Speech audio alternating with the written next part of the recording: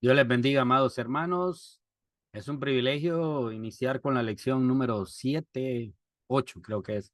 Ya, ah, bueno, hemos avanzado el tiempo en la clase de homilética y qué bendición, ¿verdad? Que nos pueda acompañar hoy. Y vamos a darle gracias a Dios. Señor, gracias por este tiempo que nos das. Gracias por la oportunidad de glorificar tu nombre. La lección de hoy, Señor, que sea bendición para nuestras vidas y gracias, Señor, por este tiempo que nos das. Que pronto puedan conectarse los hermanos que van a participar de la clase y gracias por este tiempo que nos das en el nombre de Jesús. Amén. Ok, hoy vamos a iniciar entonces, vamos a continuar con la parte. Ya estuvimos, la semana pasada estuvimos estudiando acerca de la conclusión, cómo hacer la conclusión, cómo hacer la invitación, ¿verdad? Los tipos de conclusiones del sermón. Y ya hemos estado trabajando en lo que es el bosquejo, lo que es el esqueleto del sermón, pero cuando se trata de enseñar, hermanos, hay muchas opciones, hay opciones buenas para en las cuales podemos eh, invertir nuestra vida en los hermanos de la iglesia y nuestros líderes con diferentes métodos, varias maneras de enseñar. Ah, Cuando estamos hablando de preparar un sermón y si lo vamos a presentar desde el púlpito, y lo hemos estado hablando de que no conviene tomar todo un capítulo o un libro completo y usar un material tan extenso para hablar en un momento. Si vamos a hacer un estudio bíblico, debemos de usar parábolas, porciones y partes. Y especialmente que sean partes que conecten con la idea y con una línea de pensamiento. Por eso, porque la razón es que cuando el predicador habla, él solo desde el púlpito le conviene presentar mejor un mensaje compacto y no extenso. Esa es la idea, ese es el plan. No queremos presentar un sermón extenso porque va a volverse tedioso y cansado para los oyentes. Que, entonces, vamos a hablar hoy de las clases de estudio bíblico. Hay un método de instrucción que se llama clase bíblica y en la cual otros lo llaman tipo conferencia, hay unos de tipo conferencia, pero este es el tipo de participación, como una clase de participación, donde no solo el predicador participa, sino los oyentes pueden tomar parte en esto. Y no, esto es importante para aquellos que instruyen, para pastores y personas que están instruyendo en aspectos del estudio bíblico. Es una mejor manera para sacar provecho para aquellos que les gusta mucho el estudio eh, expositivo de la palabra de Dios. Y esta es una buena manera, ¿verdad? Cuando hacemos estudios extensos. Ah, para la clase bíblica, pues ya sabemos que lo ideal sería que cada alumno tenga su Biblia en mano, ¿verdad? Y eso es lo ideal. Y normalmente, como es una clase participativa, lo ideal sería en círculo para que cada persona pueda participar del estudio. Ah, no vamos a usar sermones textuales, no podemos usar sermones textuales, sino van a ser expositivos o tópicos de un tema en específico, desarrollándolo en base a textos bíblicos, ¿verdad? Cuando estamos haciendo este tipo de estudio, de clase bíblica, donde las personas van a participar, pues debe ser expositivo o de un tema en específico donde no solo el que va a exponer, no solo el predicador expone, sino los oyentes toman parte. Hay muchas personas que les encanta este tipo de estudio bíblico. Les gusta porque se vuelven participantes de la clase y no solo simples espectadores. Entonces, tenemos que pensar en eso, ¿verdad? Ah, ok, ahí estamos. Y Ahora, el otro método de estudio es estudiar la Biblia por libros. Y hay métodos, hay materiales que ayudan para esto también. Cuando estamos hablando de reuniones, en clase de reuniones donde hay un de círculo, podemos hacer un estudio de la Biblia por libros y capítulos. Y la idea sería eh, que cada asistente debe tener el saber de antemano de qué es lo que van a hablar para que él también pueda participar de lo que se va a estudiar, haciendo algunas preguntas de antemano para que cada persona ya tenga una respuesta y que todos estén en la misma sintonía. El escritor nos da unos ejemplos de preguntas que serían buenos compartir con una sugerencia, ¿verdad? De preguntas cuando hacemos un estudio de libros de la Biblia. Primero pregunta quién escribió el libro, a quién fue escrito, cuándo fue escrito, motivo por lo cual fue escrito, circunstancias cuando fue escrito, la referencia que nos da el libro de la vida y carácter del autor, cuáles son las ideas principales o enseñanzas del libro, cuál es la verdad central, cuáles son las características de este libro. Y la idea es que cada alumno tenga una división de la estructura de, de este libro para compararla con la que trae el expositor. Y vamos a puntualizar, cuando estamos haciendo estudio de un libro, de la Biblia, vamos a puntualizar las enseñanzas o aplicaciones espirituales que ocurren en cada sección. Porque si estamos leyendo parte extensa, tenemos que focalizar para que las personas se lleven un mensaje que quede grabado en sus corazones y no que queden con un montón de información. Uh, También este estudio sería más provechoso si en lugar de preguntas generales puede usarse un bosquejo formulado por algún expositor de la Biblia. Entonces hay algunos materiales interesantes que ayudan a esto, ¿verdad? Y ahí hay un ejemplo, hay varios, ¿verdad? Donde hacen, si queremos hacer un estudio de la Biblia con líderes, podemos hacerlo dándoles materiales a ellos para que ellos puedan participar también de ese estudio o de hermanos que puedan participar. Aquí da un ejemplo de un estudio de un libro, el libro de Éxodo, nombre que significa cuáles las comparaciones y las connotaciones con los cristianos, um, cuáles son las comparaciones de Egipto, el desierto y Canaán, algunas llaves del libro, o sea, versículos que nos dan las ideas principales de este libro. Ahí están algunas de ellas. ¿Cuándo fue escrito? El tiempo, hay un espacio de 3 siglos y medio en el cual no leemos nada en la Biblia. En este tiempo creció la familia de Jacob y se hizo una nación numerosa. Así inicia el libro.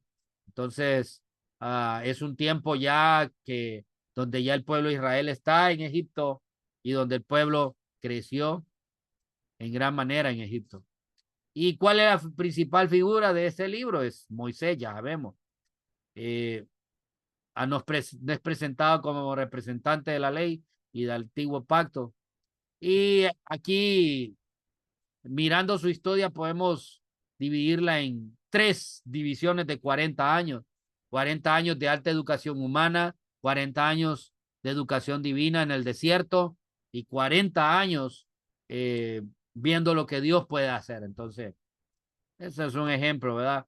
No, la importancia que recibió en su juventud, eh, después de eso le ayudó a recordar el Dios de su pueblo y su nación, y esto le ayudó también porque él ya tenía, fue sacado de este trasfondo, no tenía mente de esclavo, sino había crecido en el palacio, tenía otro tipo de pensamiento, Dios lo usa a él para poder liberar el pueblo. Era alguien que ya había sido preparado, ¿verdad? Entonces, son algunas cosas, división del libro en 3 partes: Israel en Egipto, la opresión por los egipcios, nacimiento y la experiencia en el camino al desierto, y tercera parte, Israel al pie del monte Sinaí. Entonces, aquí hay una división, ¿verdad? Y podemos ver la connotación, Cristo en el Éxodo, las comparaciones, el Cordero de la Pascua, Aarón el sumo sacerdote, El mar Bermejo, la muerte de Cristo nos libra de la antigua vida. El maná, Cristo es el pan vivo que descendió del cielo.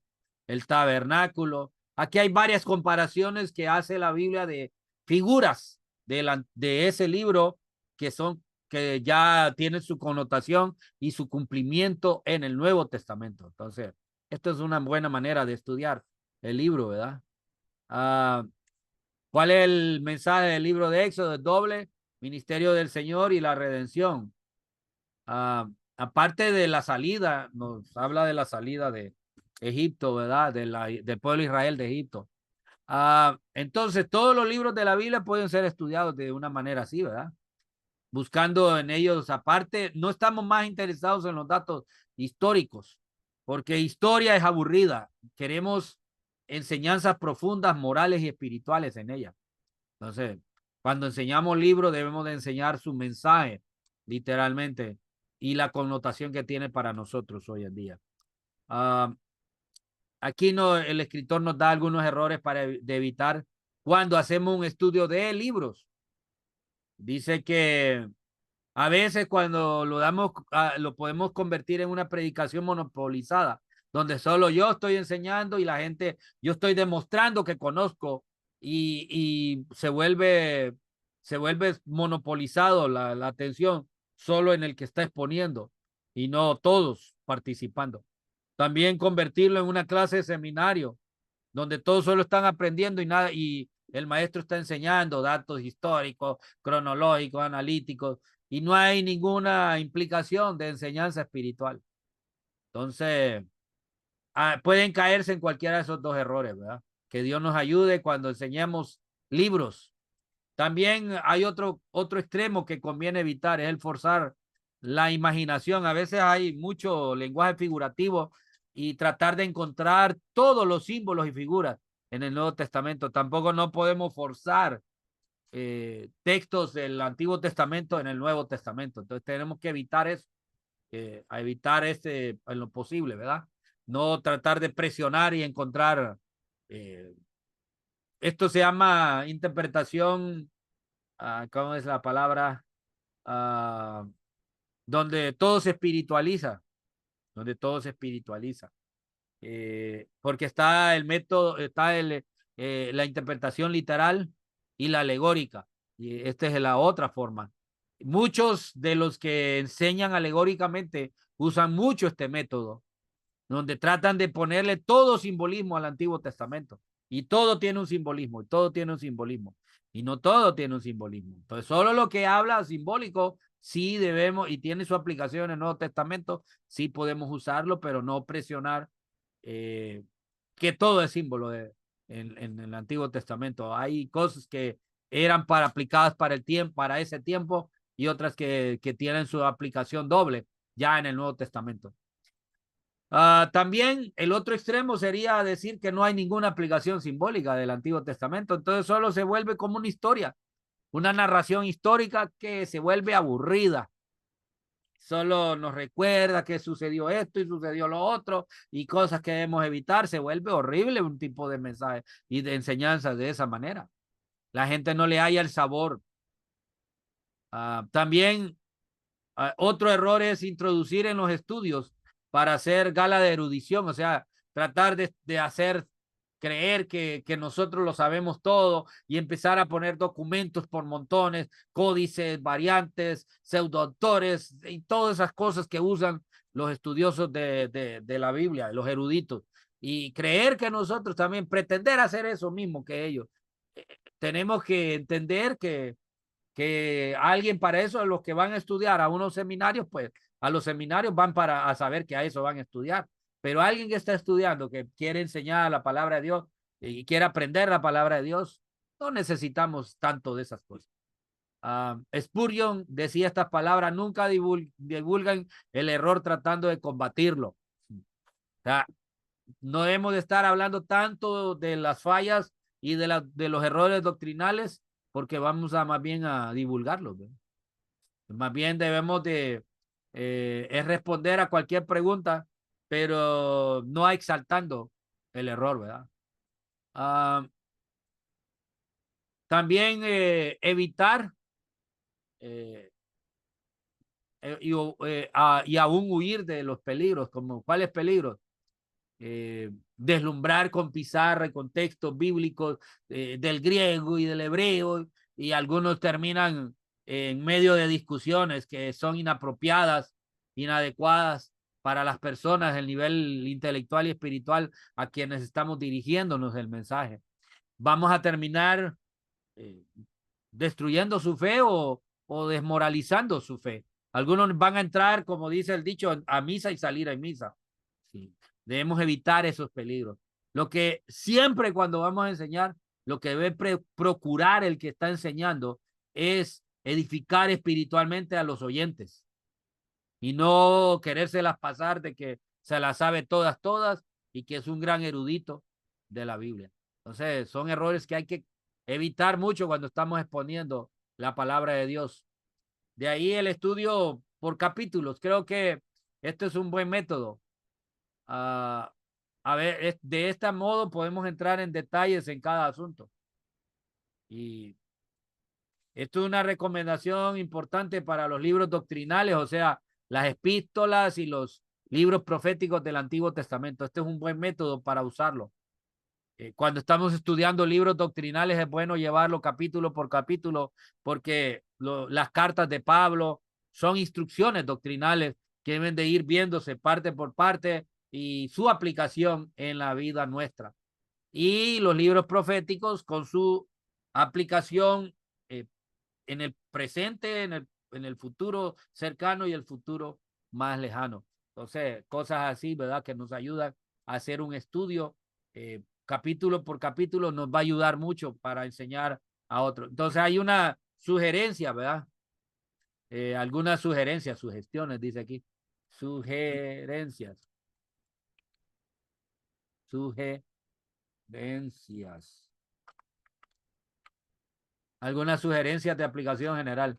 Define el tipo, el tema del capítulo o así, asunto principal. Cuando usted está haciendo un estudio de capítulos, defina el tema o el asunto principal en una sola frase de ese capítulo que usted va a estudiar. De ahí los personajes principales del capítulo, la verdad o doctrina destacada del capítulo, la mejor lección del capítulo y el mejor versículo del capítulo. Y porque este lo vamos a usar como versículo de memoria. Entonces, podemos terminar haciendo énfasis sobre las principales lecciones del capítulo. Y esto va a ser más provechoso para los asistentes. Porque ¿de qué sirve dar información, si no va a llevar un propósito de confrontarnos con la palabra de Dios? Este es el propósito. Aquí hay algunas sugerencias de qué debemos hacer, ¿verdad? De los estudios, alguna sugerencia para poder desarrollar el estudio capítulo por capítulo. Y a veces hasta cuando estamos enseñando no solo a niños, porque las primeras preguntas aplican hasta para clases de niños, pero ya cuando tenemos gente más en clases más avanzadas, podemos usar las otras sugerencias, ¿verdad?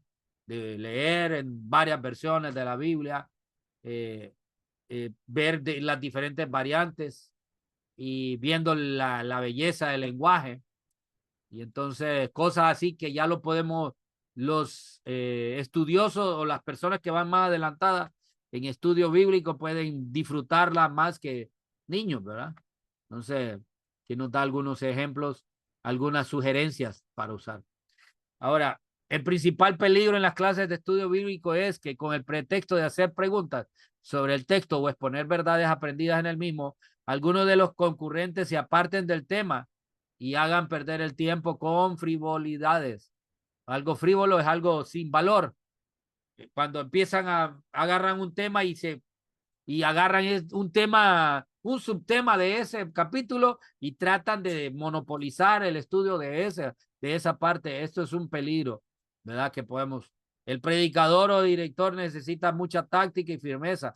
Por eso a veces cuando hay gente que nos quiera sacar del tema principal y quiera agarrar otro tema y podemos amablemente decir, bueno, este es otro tema, solo no vamos a tratar. Si no es necesario tratarlo, no tratarlo. Pero si es una duda y es mejor solo tratarlo y decir, bueno, otra vez podemos hablar En otra ocasión podemos hablar más fuerte acerca de ese tema. Entonces, él sugiere que traigan por escrito preguntas y sugerencias para para las clases, ¿verdad? Se ha dicho con razón que el buen predicador no solo debe saber estudiar él mismo la Biblia, sino hacer que otros la estudien. Este es el mayor reto, miren. Un buen predicador no es aquel que dislumbra con la enseñanza, es aquel que motiva a otros a estudiar también de la misma manera la palabra de Dios. Cuando yo enseño, mi propósito no es que ustedes digan, el hermano está bien preparado, el hermano acá, el hermano, no me interesa eso. Lo que me interesa es que todo el que escucha, el que está presente, pueda ser tocado, pueda ser motivado a estudiar de una manera más profunda esa parte de la Biblia. Entonces, lo que queremos solo es aportar luz y comprensión acerca de verdades de la Biblia, ¿verdad? Y queremos que la gente esté estimulada a un estudio personal. Siempre estoy motivando a los hermanos cuando yo enseño a que estudien más allá, ¿verdad?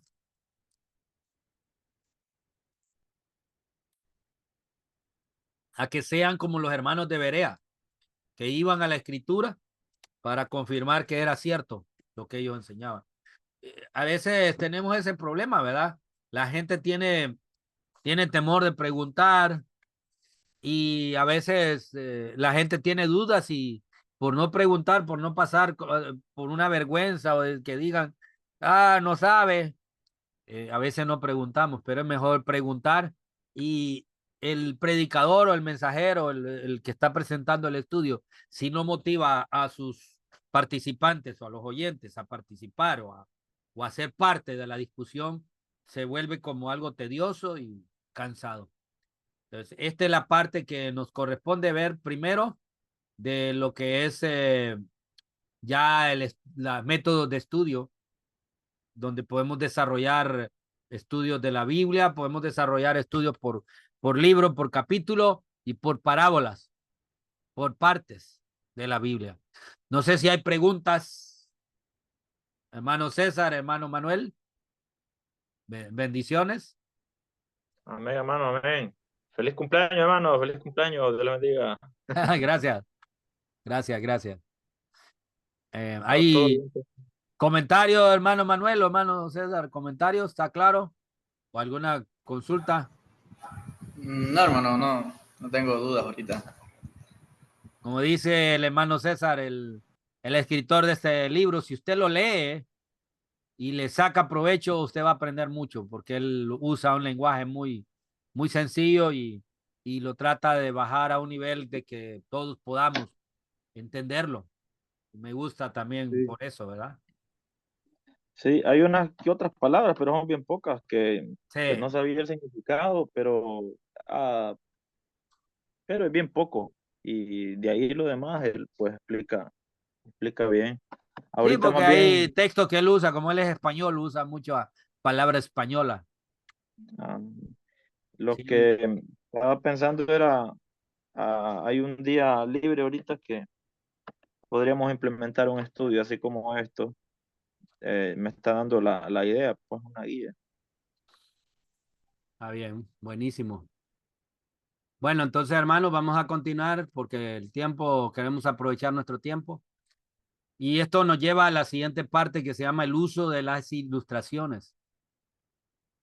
Las ilustraciones son para el discurso, lo que las ventanas son para una casa. ¿Qué es lo que hace? Una ventana hace que entre luz a una casa y alumbra adentro. Y la ilustración nos ayuda a tener una mente más abierta, tener mejor luz de acerca de algunas ideas incomprensibles o a veces textos incomprensibles. Definitivamente Jesús es el ejemplo más claro del uso de las ilustraciones. Jesús usó las famosas parábolas, que eran comparaciones de la vida diaria, de la vida cotidiana, aplicadas a una verdad bíblica. Entonces Jesús nos estimula, porque este es un método de enseñanza de Jesús, el uso de ilustraciones. él lo usó de una manera bien preciosa para poder iluminar a los oyentes, que ellos pudieran entender de una mejor manera, con lenguaje que ellos podían entender, porque muchos de ellos venían del campo, eran campesinos o eran gente del vulgo, y habían cosas que tal vez no las podía entender. Si él hablaba, Jesús podía hablar profundamente, podía filosofar con cualquiera. De hecho, la Biblia nos habla nos da una historia de cuando Jesús, o nos narra una parte cuando Jesús empezó a hablar profundamente con un maestro de la ley. En el capítulo 3 del libro de Juan, Jesús le empezó a hablar de verdades espirituales a un maestro de la ley cuando le dijo: te es necesario nacer de nuevo, y él, en vez de entenderlo de una manera espiritual, lo entendió de una manera carnal y dijo: ¿cómo puede ser que un hombre viejo pueda entrar en el vientre de la madre y volver a nacer? Entonces él lo entendió de manera física. Y entonces Jesús usó ejemplos, y podía hablar profundamente también con la gente, pero de él se adaptaba, o él adaptaba su mensaje a las personas a las cuales él llegaba. Podríamos usar todas las técnicas ¿cómo se llama? De homilética, y usar lenguaje de alto nivel, pero si la gente a la cual estamos ministrando no la entiende, de nada va a servir. Solo nos vamos a ver como gente letrada enseñando a nadie, ¿verdad? Y vamos a tener problemas así, porque ese no es el propósito. Aquí nos dice que hasta la cara de los pequeños se ilumina cuando un predicador empieza a contar alguna anécdota para ilustrar su sermón. Entonces, son muy útiles. Pero tenemos que tener cuidado también con las ilustraciones. Hay algunos predicadores que abusan de las anécdotas y de las metáforas, abusan mucho, y esto provoca que la gente más bien esté más atenta en las historias, o en las anécdotas, que en el mensaje mismo.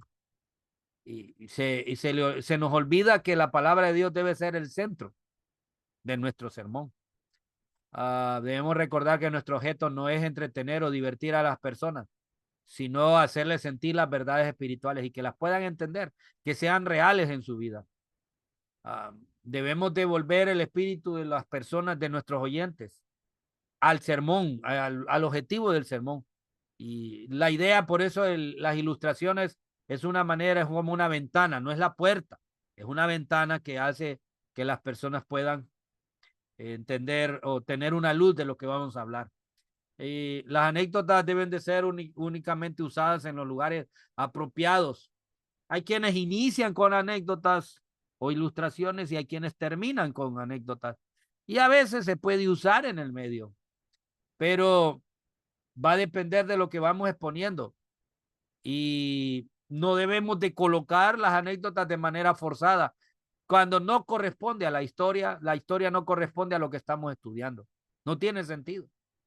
Por eso dice el escritor: es 1000 veces preferible un sermón con pocas o ninguna anécdota que un sermón repleto de ilustraciones que no encajan con el argumento.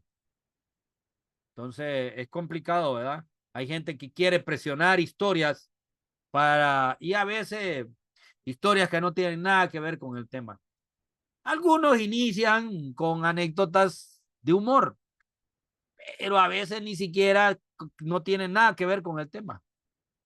Y no es que es pecado usar anécdotas con humor.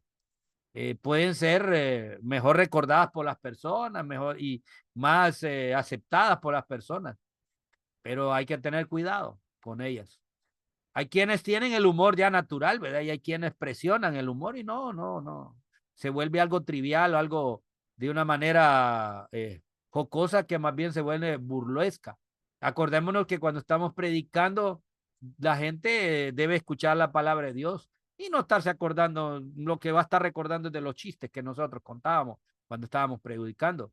Que solo la anécdota de humor pueda ser solo recordada por parte para recordarnos el tema que estábamos estudiando. Y aquí nos da un ejemplo, ¿verdad? De una anécdota el escritor acá, ¿verdad? Ahora, ¿Cómo podemos referir esa anécdota? Y lo mejor de una anécdota es la manera como las contamos. Si las contamos de una manera indiferente, ¿qué diferencia va a haber? Mejor ni contarlas. Mejor no contar una anécdota si no le vamos lo vamos a hacer de una manera negligente e indiferente.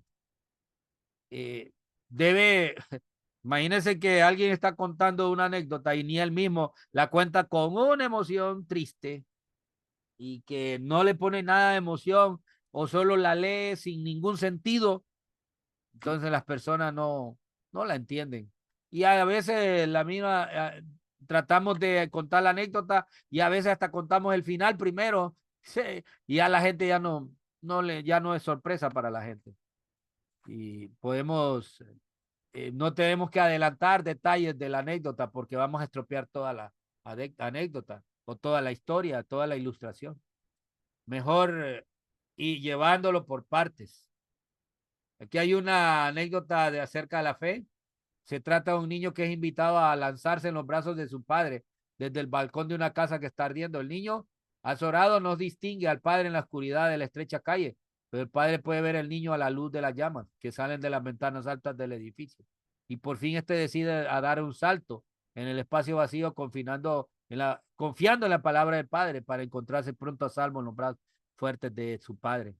Entonces, podemos contarla diciendo, bueno, imagínese usted la casa ardiendo, todos están asustados, preocupados, y hacer como un diálogo, la conversación que tendría como entre el padre y el hijo. Papi, ¿estás ahí? Sí, hijo, lánzate, aquí te voy a ganar, te voy a tener los brazos para ti, vas a estar sano, tírate. Entonces uno puede contar la historia de qué manera que las personas pues puedan ir llevando la secuencia de la historia, ¿verdad? Entonces, no vamos a decir, ¿verdad? Ya rápido, lo que estoy diciendo acerca de la fe tiene mucho parecido con el caso de un niño que fue salvado por su padre. Entonces, ya la gente no tiene sentido. Si ya saben que fue salvado, ¿de qué les va a servir ya a escuchar la anécdota? También no tenemos que darle tantos detalles que se convierta en una historia bien larga. Y debemos de tener cuidado en eso. Debe poner solo los detalles para que las personas tengan interés en esa narración y nada más. Y no poner tantos detalles. Y he oído contar. Ok. Ahora, ¿cómo introducir las anécdotas? Aún hasta es muy importante la forma de contar o de poner una anécdota. Hay algunos que usan esta forma que dicen, recuerdo haber leído. Tal vez a la gente no le interesa eso. Y todavía es cuando el predicador dice, recuerdo haber leído en un libro. Es todavía menos importante para el público. Mejor no decir esa frase, ¿verdad? Es mejor decir, en cierta ocasión ocurrió tal o tal cosa. O existía en el país tal cual. Entonces, cosas así que van a ser más interesantes para los que lo escuchen. No es que estamos mintiendo diciendo que es nuestra la historia, lo que estamos simple y sencillamente es contando la historia. O podríamos decir, cuenta la historia de una persona que esto y esto y esto. Pero ya de una manera de introducción a nuestro relato, a nuestra anécdota. También pueden haber anécdotas personales. Yo tengo varias anécdotas en mi historia. En eso de la fe tengo una que yo lo vi, ¿verdad? Yo lo vi. El niño que estaba a la orilla de la piscina y el papá estaba en medio, en el lugar profundo, y el niño le gritó si él quería. Le dijo, papi, ¿me puedo lanzar ahí donde tú estás? Y le dijo él, sí, lánzate. Y el niño, sin pensarlo dos veces, se lanzó, confiando en que papá no lo iba a dejar hundirse. Entonces yo puedo, y eso lo uso yo para hablar de la confianza.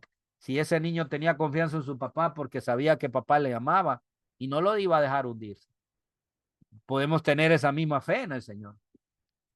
Usar anécdotas personales, ¿verdad? De cosas vividas en nuestra propia vida.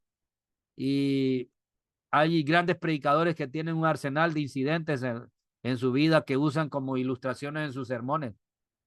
pero a veces debemos de evitar esto de decir que el yo, referirme como yo, usar mucho el yo, ¿verdad? Mejor sustituirlo como algo el plural o que sucedió algo que sucedió, pero en vez de para hacer a un lado y verse más modesto el predicador y no verse como alguien arrogante. Y a veces también el otro peligro es referir casos triviales y a veces poco ilustrativos. Con solo porque el predicador quiere hablar algo, ¿verdad? De lo que le pasó a él, pero a veces ni siquiera tiene nada que ver, ¿verdad? Aunque sea historia que le haya pasado a él. Entonces debemos de tener cuidado hasta cómo introducimos, ¿verdad? Las ilustraciones. Ahora podemos hacer distribución de las anécdotas e ilustraciones. Qué bueno sería que poder tener una lista de anécdotas para cada punto, ¿verdad? Principal. Pero a veces no es posible. A veces se nos ocurren anécdotas que ilustran un punto secundario o una frase de sermón. Mejor hay que evitar eso. Debe ser algo de puntos principales que tenemos que usar anécdotas, porque eso va a causar mayor impacto. ¿Podrían usarse anécdotas para un mismo pensamiento? Creo, a veces sí, a veces no. Tiene una doble arma, ¿verdad? Un doble filo.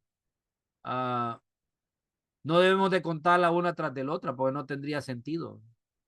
Eso es un tiempo desperdiciado.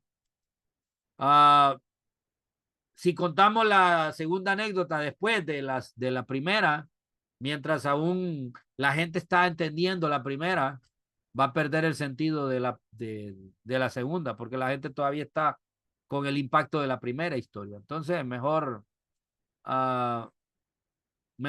usar una, ¿verdad? Una historia que pueda impactar. Spurgeon dice, es feliz el predicador que encuentre una anécdota para el final de su sermón, una historieta o ejemplo que haga viva y patente la enseñanza del mismo. Este es el hermoso ejemplo que hagamos al final del Sermón del Monte. Sin la parábola del hombre que edificó su casa sobre la roca, ¿verdad? Recuerdan que al final del Sermón del Monte, Jesús usó la historia, la historia del hombre sabio y del hombre necio, ¿verdad? Y hablando del hombre sabio y del hombre necio, que el que edificó su casa sobre la roca y el que edificó su casa sobre la arena. Él usó una anécdota o hizo una ilustración para decir, ok, el que oye mi palabra y la obedece, le voy a comparar a este hombre sabio. Y el que oye mi palabra y no la obedece, va a ser como el hombre necio. Entonces eso causa mayor impacto en los oyentes. Porque imagínense para que los discípulos hayan tomado hasta nota de eso y te hayan recordado de esas expresiones de Jesús, tuvo que haber causado impacto, ¿verdad? En la vida de los oyentes. Ahora,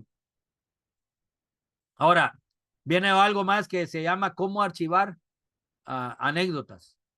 Y podemos hacerlo por hacer una clasificación de anécdotas según tema, el tema de la anécdota, ¿verdad? Podemos poner una lista ahí de... Yo tengo varias listas, tengo, yo tengo unos, siempre, yo hago recopilación de ilustraciones y anécdotas para usar a veces en los sermones, ¿verdad? Y eso me sirve porque esto me ayuda para poder que las personas que están escuchando el sermón puedan entender de una mejor manera y una manera más sencilla lo que yo estoy enseñando. Entonces podemos clasificarlo por tema, ¿verdad? Las anécdotas o ilustraciones. Hay libros también, que anécdotas y ilustraciones. Hay unos que son gratis en el internet también. Y bueno, es bueno usarlo. Entonces, vamos a parar ahí, hermanos, porque ya el tiempo se me fue. Los 40 minutos se me fueron. Entonces, vamos a tener que parar ahí porque si no, nos vamos a quedar a mitad de la otra parte, ¿verdad? Vamos a quedar a mitad y esto nos va a cortar, ¿verdad? Entonces vamos a parar ahí. Entonces nos vamos a conectar ya al momentito cuando puedan. Yo ya les voy a poner disponible el link, nuevo link, el link. Creo que va a ser el mismo, pero voy a ponerlo siempre por cualquier cosa. Vemos al ratito.